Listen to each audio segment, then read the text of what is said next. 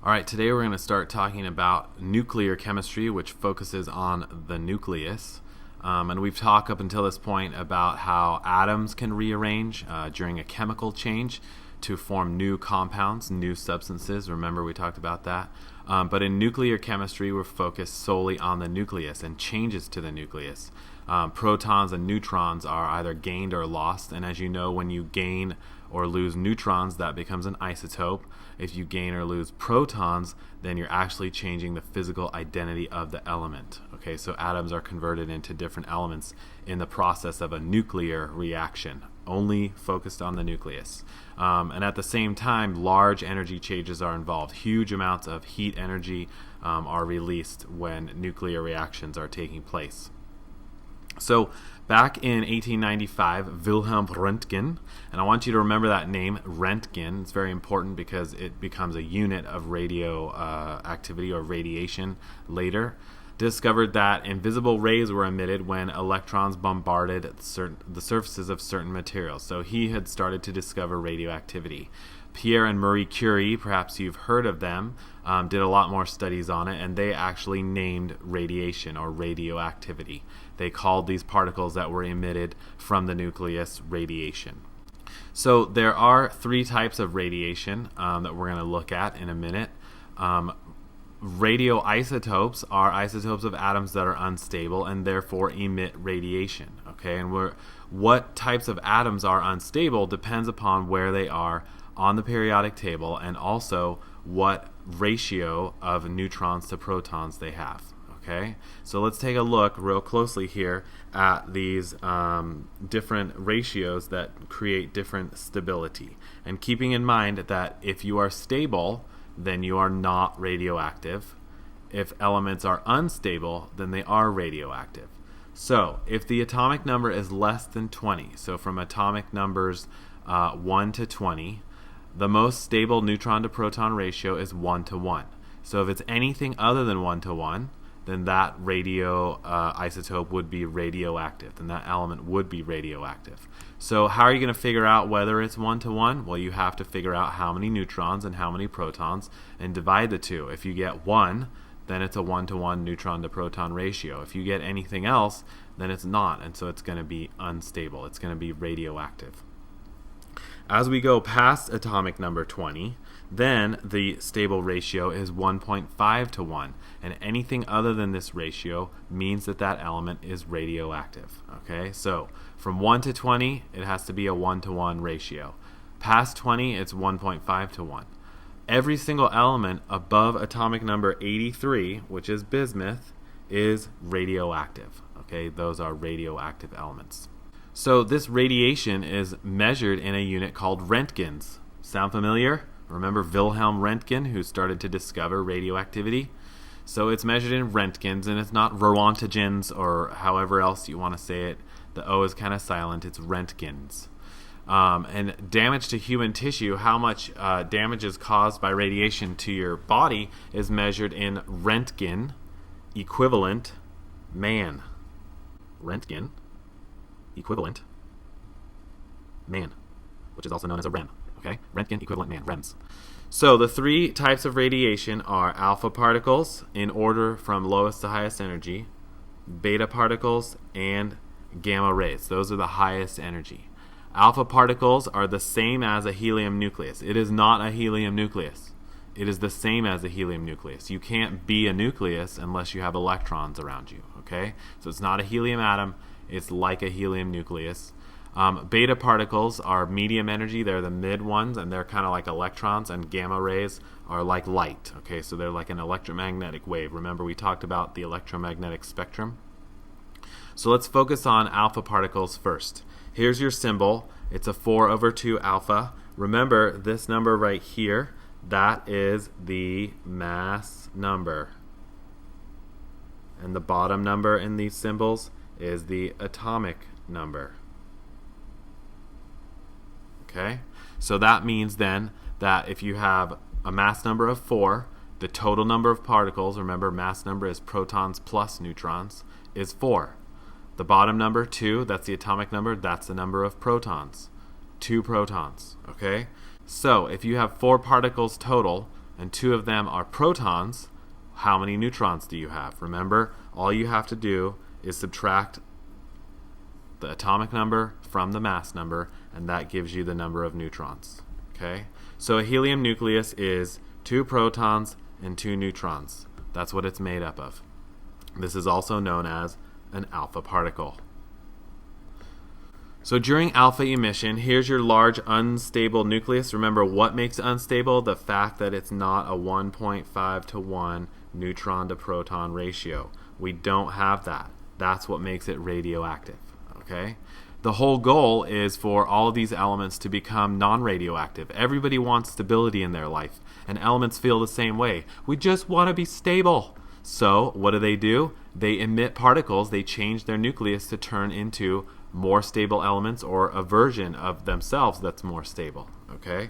So when you emit an alpha particle, remember, you're losing 2 protons and 2 neutrons, so therefore you're going to have a smaller nucleus, maybe closer to the 1.5 to 1 neutron-proton ratio that we want. Is it going to be there after one emission? Probably not.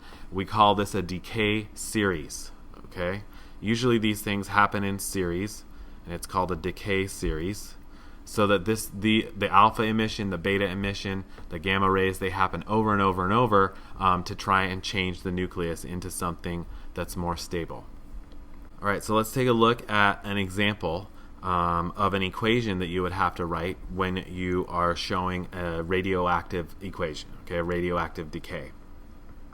Alpha emission, if I told you that polonium was undergoing alpha emission, then you would know that one of the products guaranteed has to be the alpha particle, which is symbolized 4 over 2 He, or 4 over 2 alpha, right?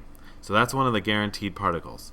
Now, the other product then has to be whatever makes the math work. So 4 plus what adds up to 214? The answer is 210.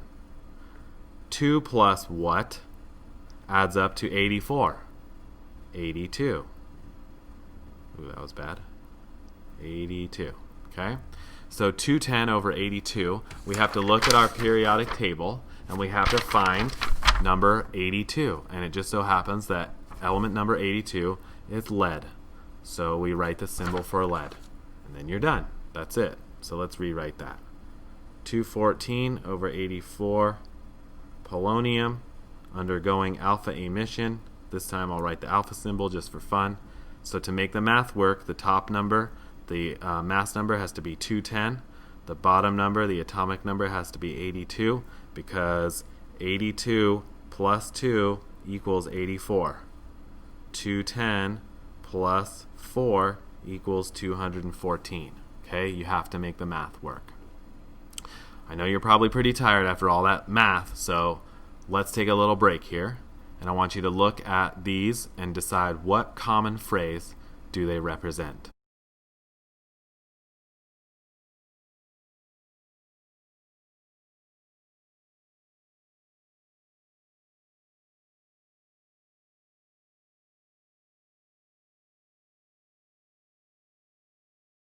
Okay, so come to class tomorrow with the answers, and we'll get you some science bucks if you know what common phrase or word that these little signs here represent.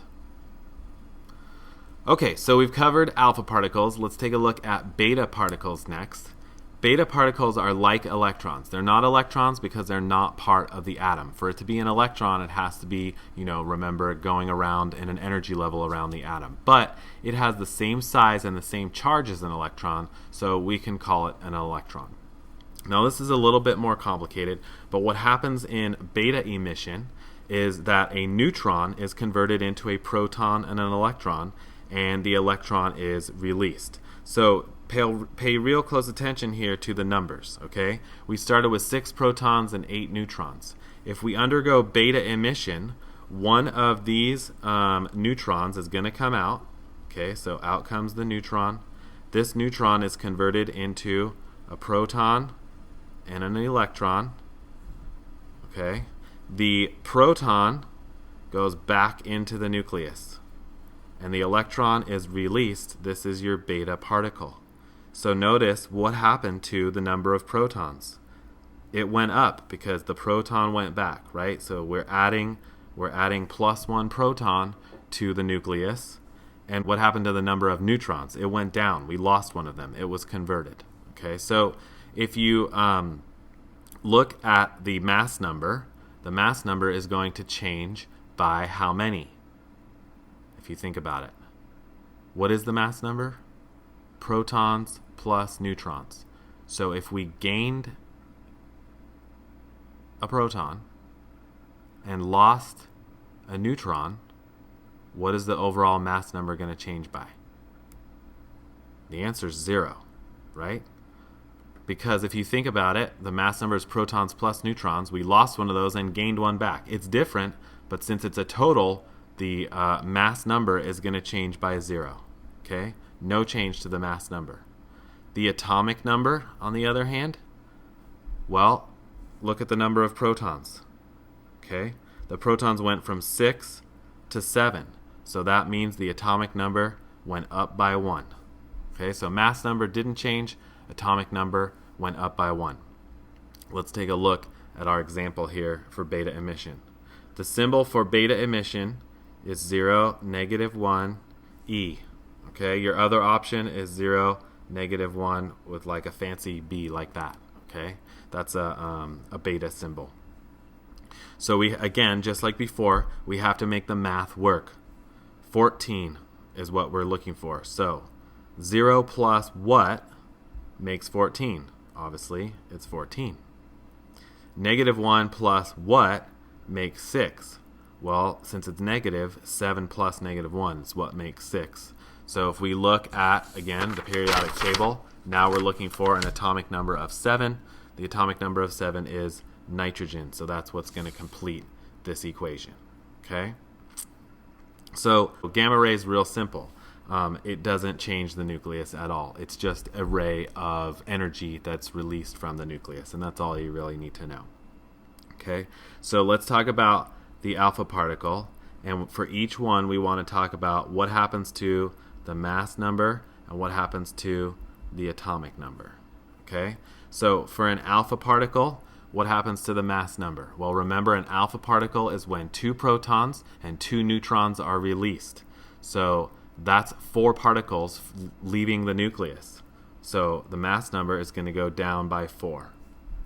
The atomic number is the number of protons.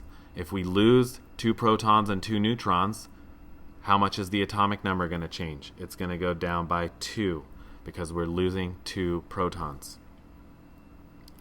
Beta, we just talked about it, so let's review one more time. The mass number, a neutron is turning into a proton and an electron, and the proton is going back. So the mass number is not changing, no change to the mass number, because a proton and a neutron basically swap places.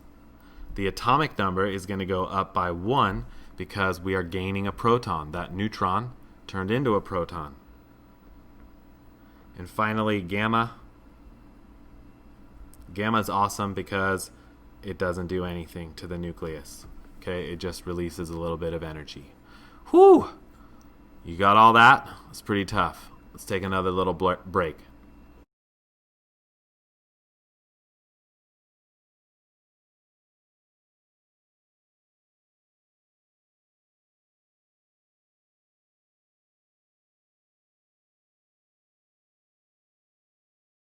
So coming up, we're going to talk about some uses of radioactivity, starting with Oizi the Iceman.